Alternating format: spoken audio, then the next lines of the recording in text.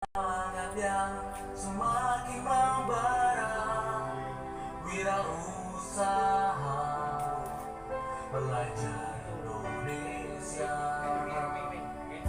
menjadi bagian yang tangguhan masa depan bangsa, berpikir berkarya, gelora muda Indonesia.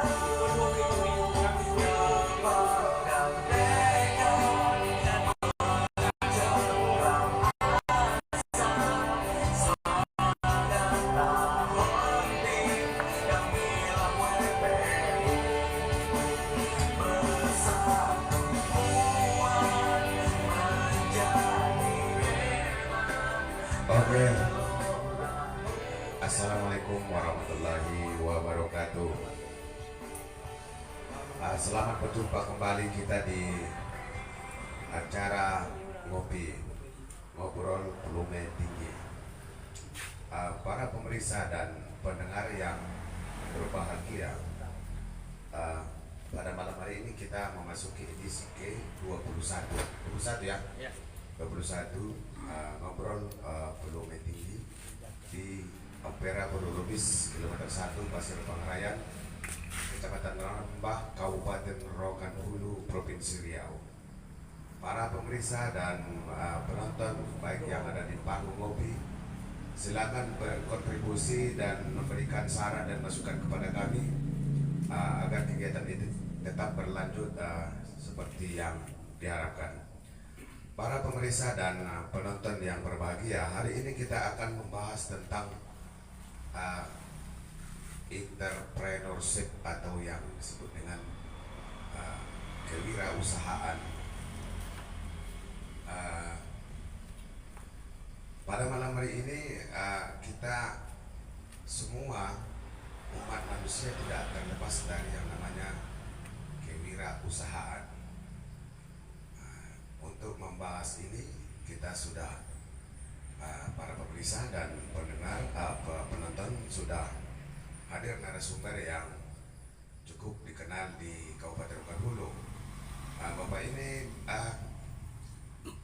memiliki latar belakang sebagai akademisi, Pak ya, akademisi, kemudian menjadi birokrasi, sekarang menjadi aktivis, dan akhir-akhir ini merintis dunia usaha.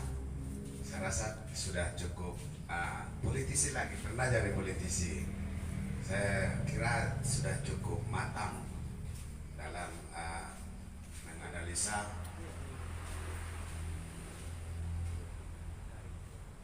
ya, karena kita panggungnya kopi, ada kopi disediakan. Ini para pemirsa dan penonton yang berbahagia, di panggung ngopi ngobrol volume tinggi ini tersedia berbagai menu yang siap memanjakan para penonton. Ada aren jus, ada aren susu, ada kopi gula aren, ada teh aren, dan berbagai makanan, jenis makanan dari asal-usul pemulaannya dari aren nih, Pak Edi Curman, Esos aja ya, Esos. Oke, para pemirsa dan penonton yang berbahagia, tidak berlama-lama kita kasih aja dulu gimana cara berusaha yang baik itu kepada, atau sedikit tentang pengalaman Bapak baik di berbagai berkarir di dunia pendidikan, berkarir di birokrasi, karena birokrasi perlu di sana dipelajari tentang manajemen. Nah, silakan Pak. Terima kasih. Assalamualaikum warahmatullahi wabarakatuh. Pemirsa, hadirin semua yang saya hormati, alhamdulillahirabbil alamin. Puji syukur kita kepada Allah Subhanahu wa taala. Kemudian salawat kita kepada Nabi besar Muhammad sallallahu alaihi wasallam. Allahumma shalli ala sayyidina Muhammad wa ala ali sayyidina Muhammad. Bapak Ibu yang saya hormati, pertama ya saya merasa bersyukur telah diundang hadir di sini. Ya. Selamat datang. Ya. Ya, selamat datang Bapak di panggung ngopi kita ini. Ya, ya. Dalam rangka berbagi pengalaman. Ya. Cuma pengalaman mungkin lebih kepada pengalaman kegagalan yang seharusnya tidak dinikmati oleh orang lain. Nah, mungkin diskusi malam ini dari temanya entrepreneurs atau kewirausahaan, tapi saya tidak akan berdiskusi tentang teorinya. Kalau teori mulai dari SMA dengan ada yang perguruan tinggi ke sana dibicarakan. Tapi kalau di panggung ini kita lebih pada realita di lapangan.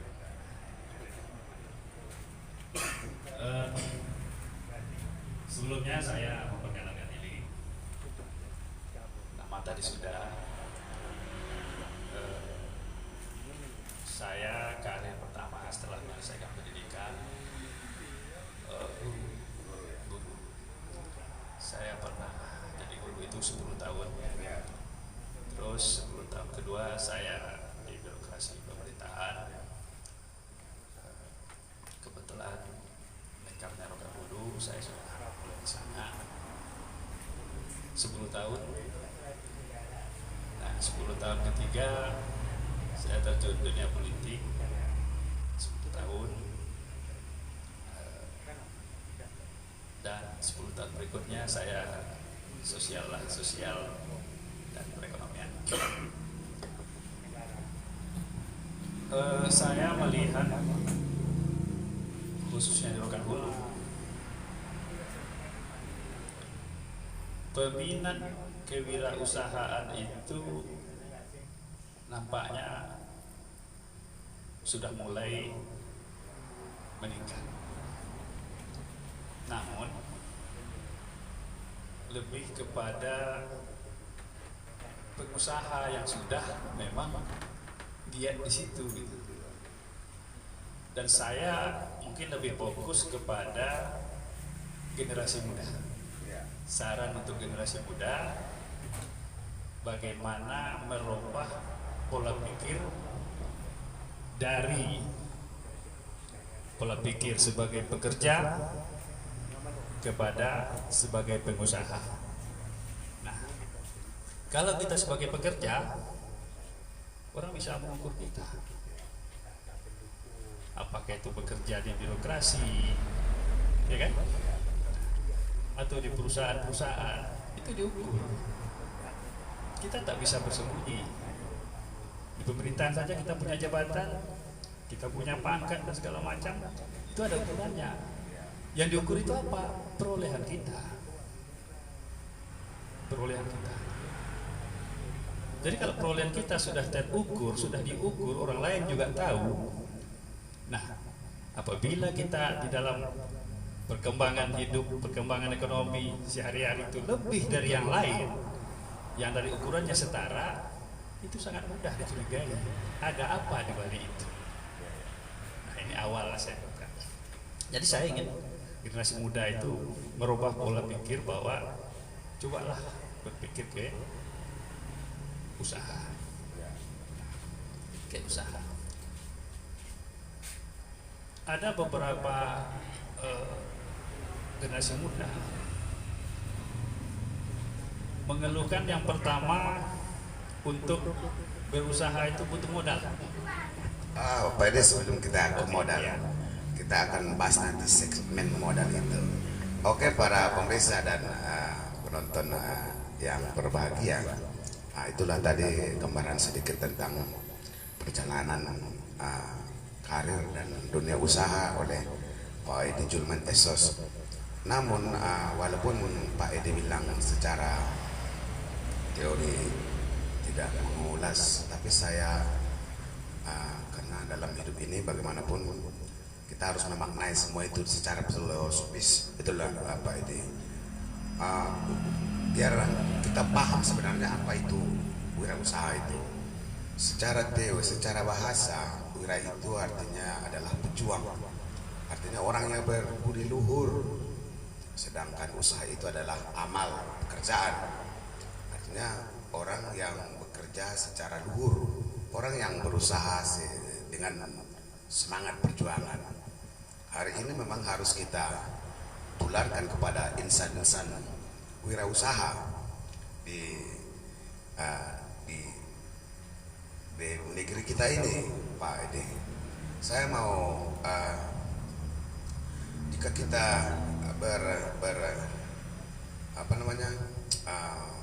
berpikir kepada yang teori tadi, maksud pejuang ini, pejuang dalam dunia usaha ini, bagaimana Pak Edi melihat ini di generasi milenial pada saat ini? Karena pada generasi ini ada yang suka manja, yang padahal kita tengok pengusaha-pengusaha yang besar itu tidak ada yang, mereka pasti dari bawah juga. Bagaimana Pak Edi melihat mental milenial atau generasi muda kita ini, Pak Edi? Oh, jadi begini, sedikit saya kasih gambaran tentang kewirausahaan. Seperti yang dijelaskan tadi bahwa wirausaha itu wira dan usaha. Nah, dari sana dia kata-kata wira dan usaha. Wira itu apa? Nah, wira itu sebuah sikap yang harus ditunjukkan atau sebuah prestasi. Apakah itu kalau istilah sekarang apa namanya? Inner beauty yang ya, inner beauty. Jadi dia menunjukkan sebuah prestasi dari dirinya yang merupakan sebuah karakter yang terbentuk bahwa kuat, gigih. Nah, orang yang seperti itu, itulah yang disebut wira. Nah, usaha itu apa? Usaha itu adalah semua daya upaya yang bisa dilakukan dan yang harus dilakukan untuk mencapai sebuah tujuan. Nah, wira usaha itu kalau kita gabung, itulah dia manusianya yang memang tidak mengenal lelah dan tidak pernah menyerah untuk mencapai tujuannya. Itulah mereka pejuang lah ya. Nah, disitulah dia, karena dia berusaha dengan keras memanfaatkan semua fasilitas atau sumber daya yang ada. Kalau menurut saya termasuklah mereka itu yang pahlawan. Nah, mereka berjuang, tidak mengenal lelah. Nah, ini salah satu tipe kewirausahaan yang harus dimiliki. Kalau siapa ada yang dari luar, Robert, siapa namanya, saya dan Tuhan lupa. Dia membagi 4 bagian tipe manusia.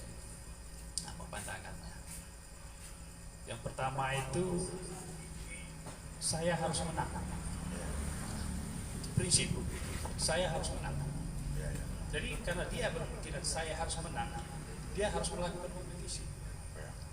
Sebagai pemenang, dia harus berusaha sebagai salah satu tipenya pemikiran manusia ini menurut Yosoki Asaki, ya Pak, lupa saya namanya, yang orang Jepang yang baratan itu. Nah, tipe yang kedua apa?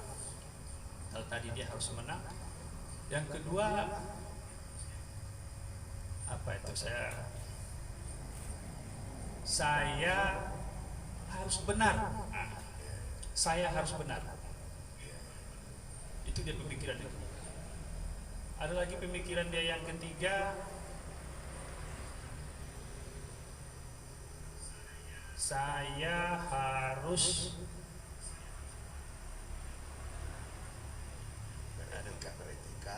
bukan.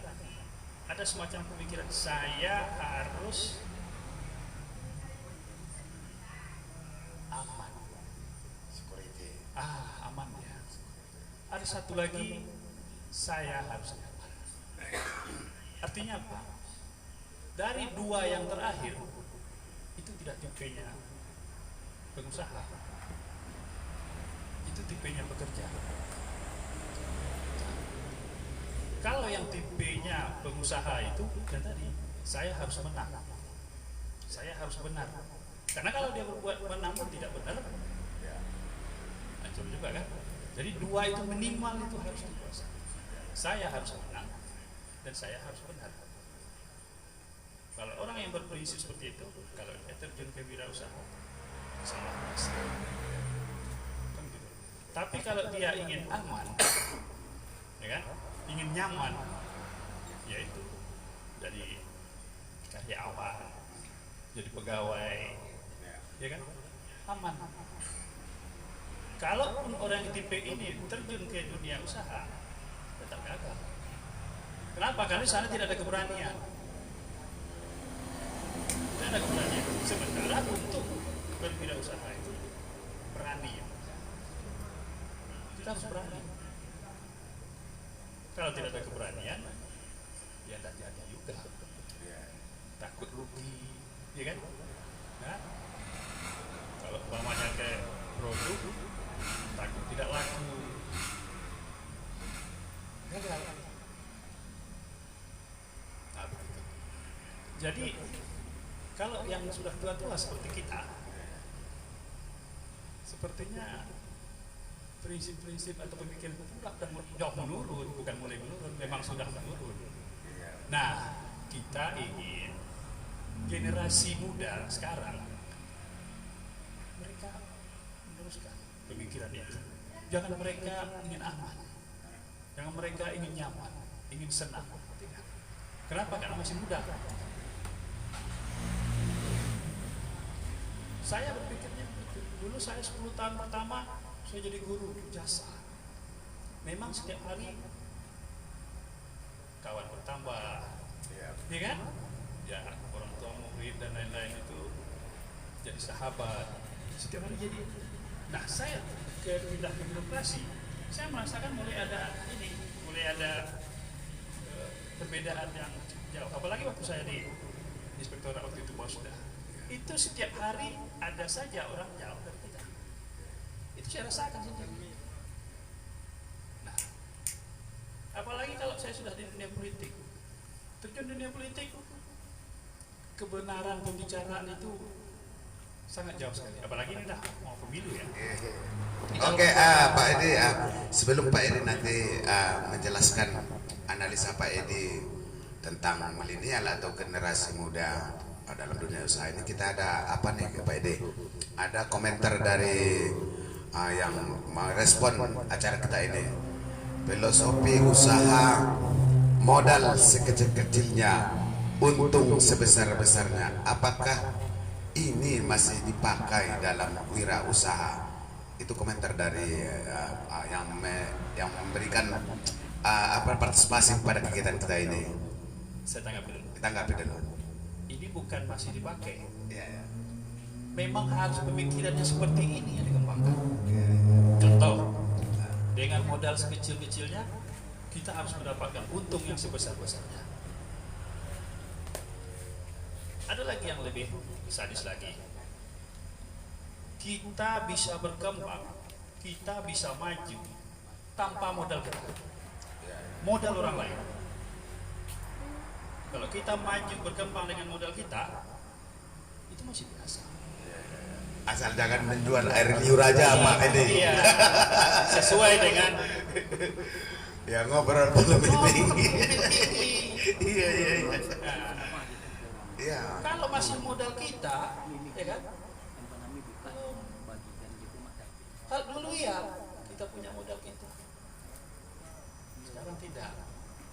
Jadi bukan yang itu lagi. Artinya itu masih harus dikembangkan. Sadiskan lagi itu tadi. Modal orang lain, keuntungan buat kita. Yang berusaha siapa? Yang berusaha kita. Modal orang lain. Jangan modal orang lain, yang berusaha orang lain, kita menikmati. Merampok namanya. Kita merampas, merampok, menikmati usaha orang lain tanpa ada usaha kita. Nah itu, ya rasa-rasa saja lah, benar atau salah ya kan? Nah itu aja dulu. Oke, Pak Edi. Tadi kan saya masih ada nyangkut pertanyaan tadi sama Pak Edi masalah generasi muda atau kaum milenial. Bagaimana analisa Pak Edi kaum milenial ini terhadap dunia usaha? Jadi begini, kalau saya lihat ya mereka manja, Ya, mereka tidak mandiri, ya, tidak siap berkompetisi. Buktinya apa?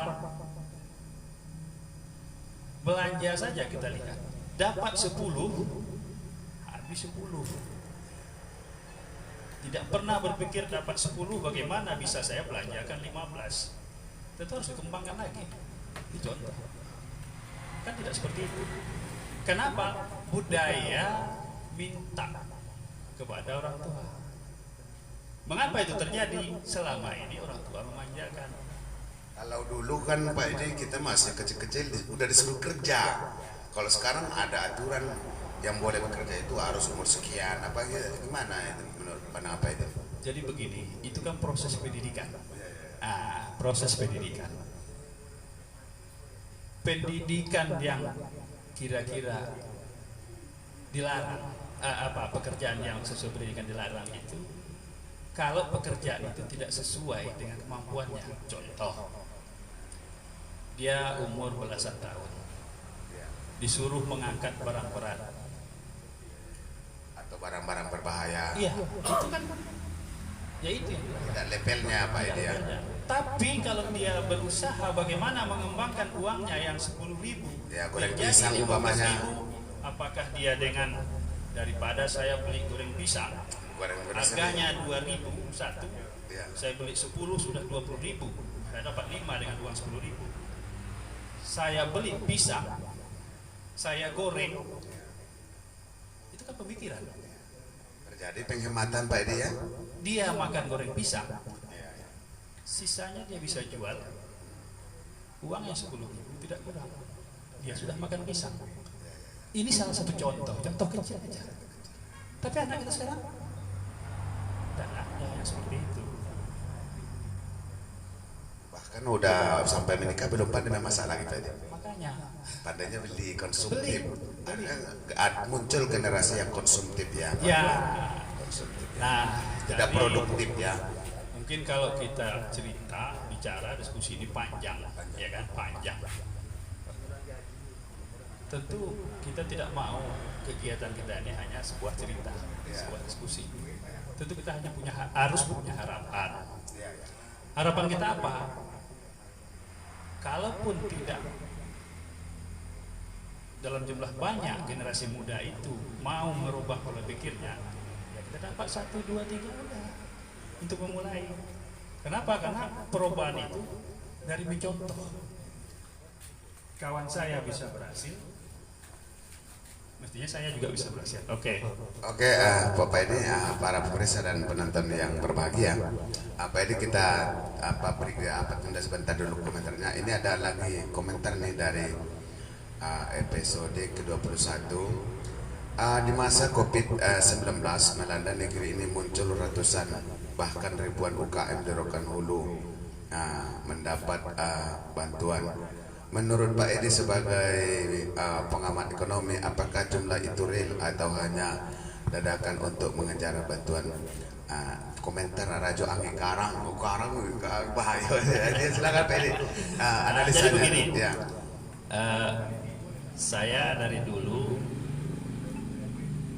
mungkin orang lebih mengenal saya berbicara terlepas, Ya.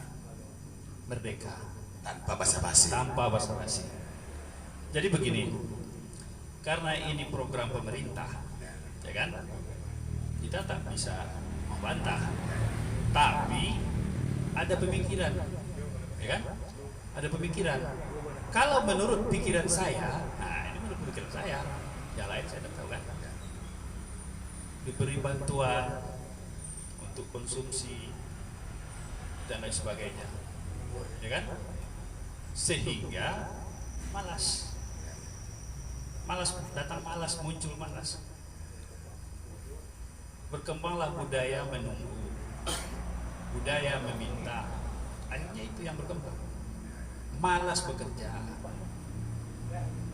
Jadi ada tiga tipe manusia menurut pikiran saya itu. Yang pertama tipe pekerja, yang kedua pengusaha, yang ketiga pemalas. Kalau yang pekerja, tipe pekerja itu ya tadi, dia harus bekerja sampai tua pun dia bekerja. Kalau yang tipenya pengusaha itu ya dia berpikir apa lagi usaha yang harus dia kesana mikir ada. Kalau yang pemalas dia itu dia menunggu, syukur-syukur datang lagi bantuan. Nah, sudah dibantu kurang banyak. Yang namanya bantuan tak akan pernah cukup, tak akan pernah cukup. Ya, ngomong-ngomong nih bantuan Pak Edi, saya para pemirsa dan penonton, katanya sih potensi sumber daya alam kita berlimpah ruah, negeri ini kaya gitu kan, banyak hal-hal yang bisa dikelola untuk kemaslahatan masyarakat melalui dunia usaha ini. Cuman ketika kita bikin umpamanya usaha gorengan atau usaha jual apa namanya, jual pulsa gitu kan, kalau saya juga Pak ini ya, terus bakso gitu. Kadang-kadang orang sering minjam ke rentenir atau ya silakan Pak ini ya, ke rentenir, sehingga untuk menutupi modal dia itu kadang-kadang dia harus kalang kabut gitu Pak Edi. Ini menurut Pak Edi langkah-langkah ya mensiasati permodalan ini macam mana Pak Edi? Saya tidak membicarakan orang lain, tetapi saya membicarakan diri saya. Dulu saya berpikir untuk membuat sebuah usaha itu butuh modal yang banyak, modal yang besar, sehingga kita untuk mencapai target usaha yang kita inginkan itu kita harus pinjam. Yang namanya pinjam itu kan harus kembalikan. Sementara kita usaha belum tentu berhasil. Memulai saja belum, kita sudah punya utang, ya kan? Belum tahu hasilnya, kita sudah punya utang. Itu sebuah kekeliruan yang saya rasakan. Tidak yang orang lain saya tidak tahu, ya kan? Tapi yang saya rasakan itu sebuah kekeliruan. Jadi setelah saya jalani ada pengalaman, saya berpikir mengapa harus modal besar? Kita sesuaikan. Jangan kita sudah tahu tak punya modal dana yang besar, kita mau usaha yang besar, Mau jual dunia. itu kan ini dia, ya kan? Nah makanya kalau saya berpikir saya sanggup beli kopi, ya saya jual kopi, walaupun gelas tempat masak saya buat dari rumah, yang penting modal kopinya silakan, udah saya jalankan. Kenapa? Terjual kopi satu gelas, pasti saya punya untung di sini. Jadi saya tidak lagi merubah pemikiran bahwa untuk membuat sebuah usaha itu tidak perlu modal besar. Kenapa? Yang namanya rezeki itu sudah dia ngatur, ya kan? Tapi kalau kita tidak berbuat, dari mana datang rezeki? Walaupun semalas-malas apapun kita, rezeki itu tetap kita udah jamin selagi kita masih hidup. Tapi tak sesuai dengan keinginan kita kan? Nah itu dia. Jadi modal kecil buatlah usaha yang kecil. Punya modal yang besar, sesuaikan, ya kan? Makanya di sana ada analisa. Ya kalau kita generasi muda belum pernah lagi berpikir atau berpengalaman di situ, banyak yang sudah baik itu pengalaman gagal maupun pengalaman berhasil, bisa diskusi. Ini khusus untuk generasi muda ya. Jangan menunggu. Besok nunggu tes CPNS lah. Tunggu lagi, nganggur setahun, 2 tahun, 3 tahun, akhirnya bertahun-tahun. Datang pula lah waktu mau menikah lagi kan? Nah, kan tambah berat. Jadi generasi muda, rubah pola pikir, jangan menunggu. Rubah pola pikir, jangan berharap orang akan bantu kita. Ya kan? Jangan berpikir bahwa kita punya peluang. Kalau kita tidak memikirkan itu, Tapi kita punya peluang, kita pikirkan peluang yang apa yang bisa kita lakukan itu. Nah, pada kesempatan ini kebetulan saya juga ada hobi mina ini. Kalau ada generasi muda punya modal, walaupun bukan uang, saya punya modal sepeda motor, saya mau berusaha, bisa diskusi kita. Yang penting ada kemauan, ya kan? Ada kemauan. Masalah kemampuan itu muncul, akan muncul belakang. Oh, saya hanya punya modal sepeda motor, saya mau berusaha, mari kita diskusi. Atau orang tua saya mendukung, saya punya modal, orang tua saya punya dana, apa usaha? Kita buka kelas bisa. Apakah itu 3 bulan? Nanti kerjasama dengan ini manajemennya, bukan? Saya siapkan kurikulumnya, saya siapkan pengajarnya, ya kan? Kita bina. Sekarang permasalahannya wirausaha itu kan pembinaannya tidak ada. Begitu dia mulai, dia gagal, tak ada orang yang bisa bantu, tak ada orang yang bimbing. Berharap ke pemerintah sih, ya kan? Berharap ke rentenir utang berlilit-lilit. Nah, itu tadi, hati-hatilah dengan rentenir. Begitu dia melihat ada yang berusaha, dijamin dia akan datang memberikan bantuan. Apabila kita tergiur ke situ, alamatlah. Kan itu. Makanya kalau ada generasi muda, apalagi yang betul sekolah itu, sini kita diskusi. Banyak yang bisa kita. Soal untuk membuat sebuah produk, kita bisa bantu sesuai dengan kemampuan, ya kan? Oke, Pak Edi,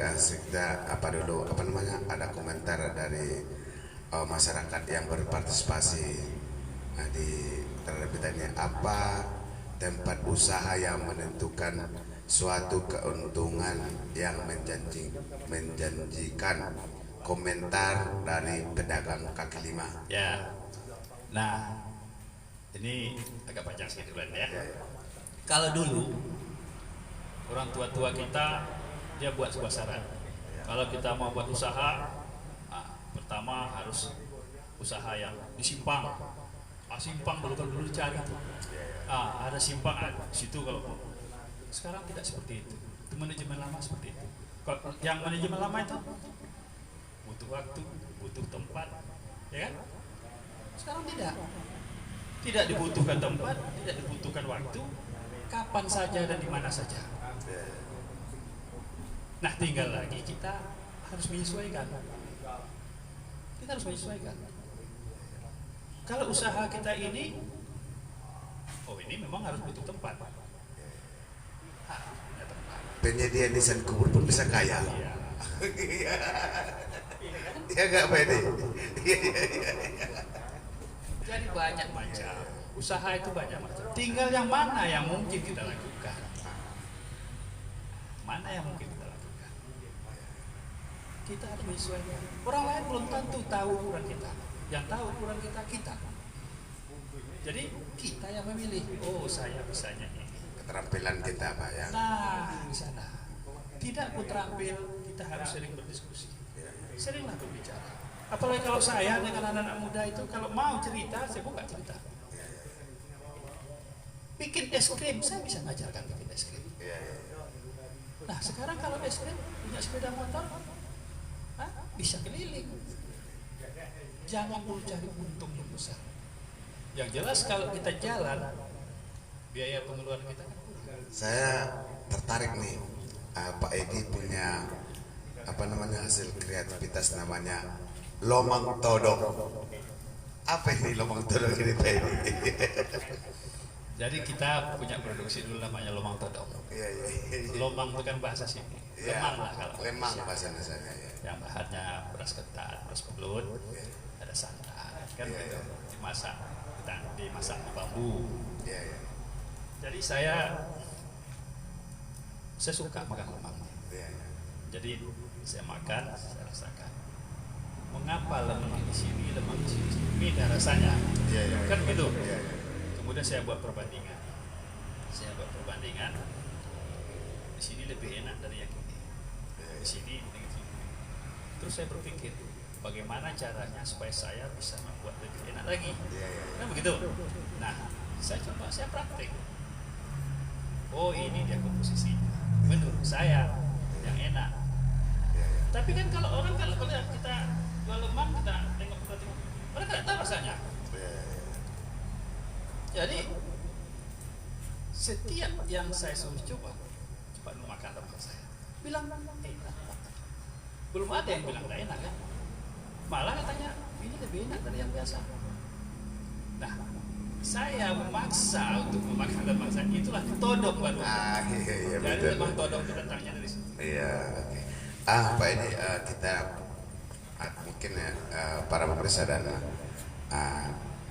penonton yang berbahagia, Pak ini saya tanya yang terakhir mungkin ini ya. Kita melihat fenomena di masyarakat itu ketika sebuah wirausaha itu sudah produktif dan aktif, sering mengalami keamanan yang seperti yang Bapak sampaikan tadi, security-nya baik itu mungkin dari kalau dia makanan dan obat-obatan harus ada dari POM gitu kan, kemudian harus ada izin pengolahan ini dan itu, banyak administrasi yang harus dilengkapinya. Ini kadang-kadang sering pengusaha ini menjadi bulan-bulanan orang tertentu gitu. Padahal sebenarnya dia pintar mengelola ketika berhadapan. Saya pernah punya pengalaman ini Pak ini di sebuah kota di daerah Tangerang, Balai Raja. Mereka kreatif sekali bikin jaket, bikin topi, bikin sepatu. Tapi ketika berbicara tentang security tadi, hak cipta, mereka kesulitan sekali mendapatkan izin. Di daerah kita ini juga pernah saya dengar ada produk kecap gitu kan, sering ada persoalan ini dan itu. Ini bagaimana mensiasati supaya kita aman ini Pak Edi? Jadi pemikiran saya, pandangan saya, usaha yang ada izin dan segala macam itu kan pertama dibuat persyaratan untuk pinjaman ke sana dia. Contoh, buat usaha harus punya merek. Merek usaha ini kalau usahanya begini baru bisa dipinjam sekian.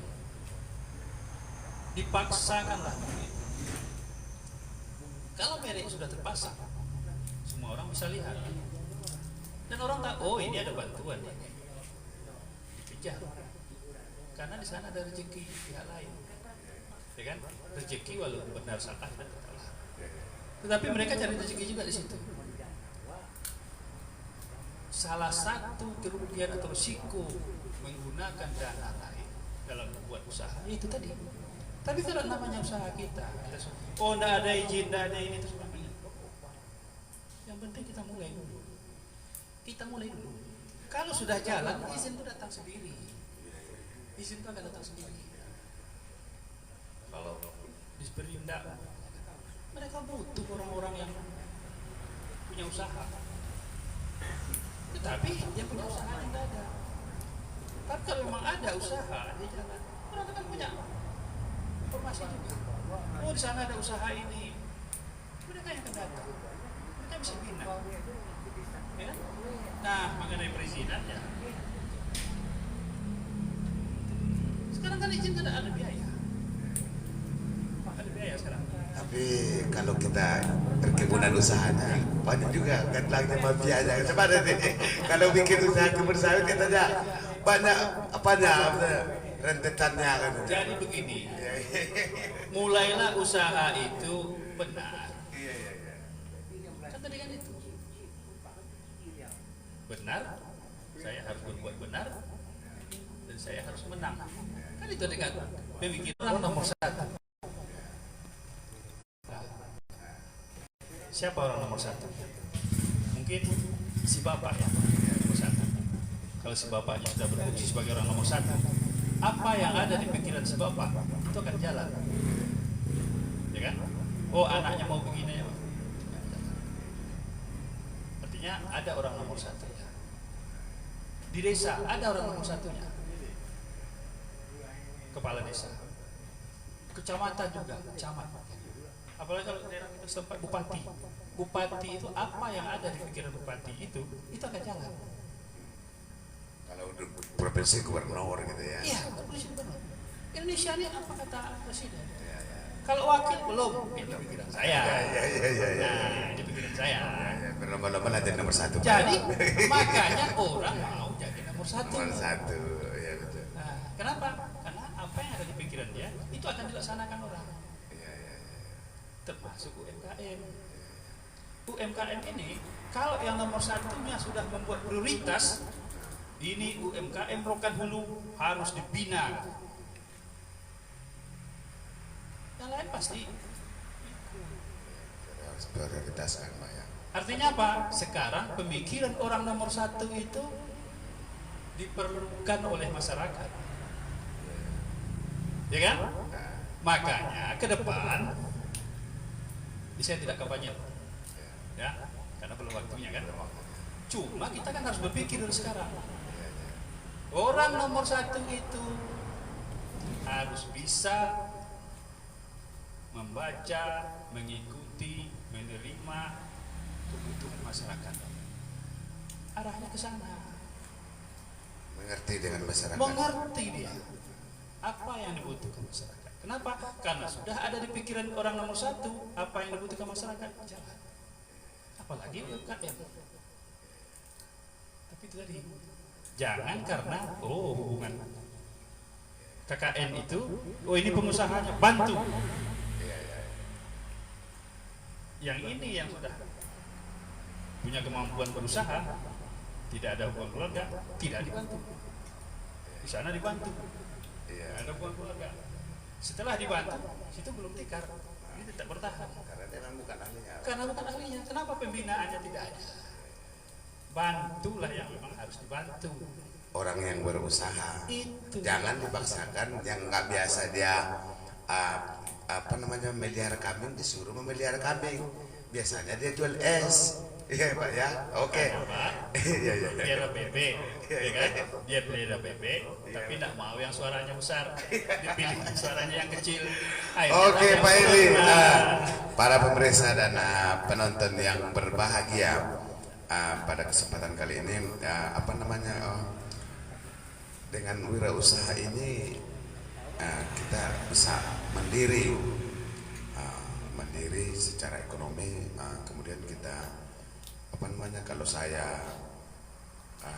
ada sebuah doa dalam ajaran Islam, Rabbana atina fid dunya hasanah wa fil akhirati hasanah. Pak Edi, ya Tuhan, berikanlah kami kebahagiaan di dunia dan kebahagiaan di akhirat. Artinya ketika kita sudah mandiri, kita akan memperoleh kebahagiaan. Saya ingin Pak Edi memberikan closing statement dalam kegiatan kita ini. Sedikit aja. Dalam agama itu suruh pandanglah diri. Itu aja kata, pandanglah diri. Setelah kau pandang dirimu, kamu tahu apa yang kamu butuhkan. Apa yang kamu butuhkan, bukan apa yang kamu inginkan. Ya kan? Nah, pandanglah dirimu, kamu akan tahu apa yang kamu butuhkan, bukan yang kamu inginkan. Jadi, supaya kita tetap bahagia, tenang, ya kan? Nah, jadi begini kunci. Dia ada menarik biasanya. Kita ingin yang banyak, ya kan? Sementara yang ada sedikit, tentu nyambung ya. Kita harus bisa menyesuaikan. Kalau kita tidak bisa menyesuaikan, nah itulah saya ingin ini. Walaupun belum tentu butuh, tapi saya butuh ini, saya jamin Apabila kebutuhan kita itu dapat, kebahagiaannya di situ. Tapi apa yang kita inginkan dapat belum tentu kita buat bahagia. Ya kan? Kenapa? Karena untuk mendapatkan yang kita inginkan kita sudah memaksakan diri, itu dapat kita sudah capek. Ya? Tapi apa yang kita butuhkan pasti kita nikmati. Nah, jadi kalau kita ada 10, ya jangan ingin 15. Sakit kepala, ya kan? Kalau kita ada 10, carilah yang berdelapan, biar ada sedikit sisa. Itu aja kunci. Oke, terima kasih. Terima kasih Pak Edi. Karena berhubung kita sudah 30 menit bersama Pak Edi Julman Esos. Saya punya catatan sebagai panelis. Dalam kitab Mukhtarul Hadis diriwayatkan oleh Abu Hurairah, ikmal li dunyaka ka'annaka ta'isu abada wa ikmal li akhiratika ka'annaka tamutu udan. Berusahalah kamu untuk dunia seolah-olah kamu akan hidup selama-lamanya, dan berusahalah kamu untuk akhirat seolah-olah kamu mati besok. Oke, para pemirsa dan penonton yang berbahagia, kami dari manajemen Ngobrol Volume Tinggi mohon maaf jika atas nama pimpinan manajer Haji Serkawi SE, saya sebagai penulis Raja Paluta, host Adi Irwan Udayana, manajer Ramdan Lubis dan kru Bustami Nasution, mohon maaf jika ada penyampaian yang kurang pada tempatnya. Wabillahi taufiq wal hidayah. Assalamualaikum warahmatullahi wabarakatuh.